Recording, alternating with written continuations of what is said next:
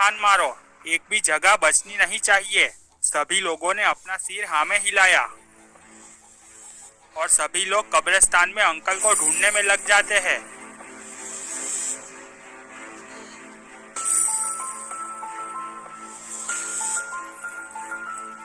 Uncle को ढूंढते ढूंढते अचानक गुल्ली को 3-4 कंकाल दिखते हैं।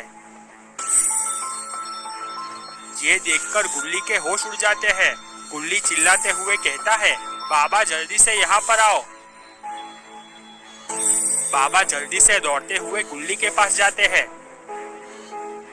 बाबा ने कहा, क्या हुआ गुल्ली, तुम चिल्ला क्यों रहे थे? गुल्ली ने डरते हुए कंकाल की ओर इशारा किया। बाबा ने उस कंकाल को ध्यान से देखा। बाबा ने चिल्लाते हुए सभी लोगों से कहा, जल्दी से सभी लोग यहाँ पर आ जाओ। बाबा की बात सुनकर सभी लोग बाबा के पास पहुँच जाते हैं। बाबा ने सभी लोगों के सामने देखा, पर बाबा को वो लड़का नजर नहीं आया। बाबा ने कहा, वो लड़का कहाँ पर है? सभी लोग आसपास देखने लगे। उन लोगों ने देखा वो लड़का अभी भी अंकल को ही ढूंढ रहा था। गुल्ली उसे आवाज लगाता है, ये लड़के जल्दी से यहाँ पर आ जाओ। गुल्ली की आवाज सुनकर वो लड़का भी उन लोगों के पास जाने लगा, पर तभी अचानक जमीन में से धुआं निकलता है और वो लड़का वहां से गायब हो जाता है। ये देखकर सभी लोगों के होश उड़ जाते हैं। गुल्ली ने कहा, अरे ये क्या हुआ?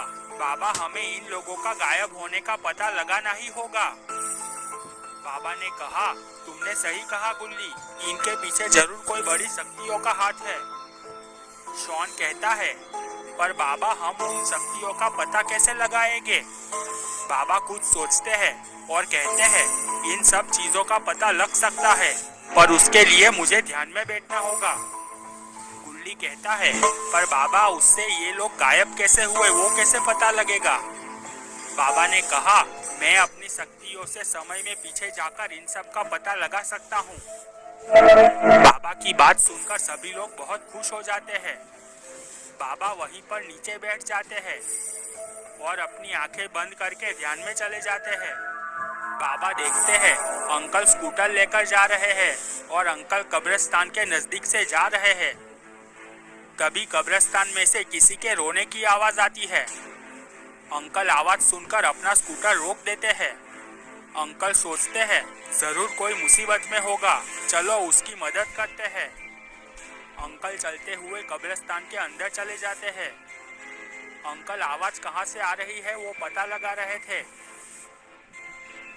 तभी अंकल का पैर एक कब्र पे पड़ जाता है और उस कब्र में से धुआं उठने लगता है। देखते ही देखते वहां पर 2 मम्मी प्रकट हो जाती है। ये सब देखकर अंकल बहुत डर जाते हैं और वहां पर ही बेहोश हो जाते हैं। 2 मम्मी में से एक मम्मी अंकल को उठा लेती है और दोनों मम्मी चर्च के पीछे जाने लगती है।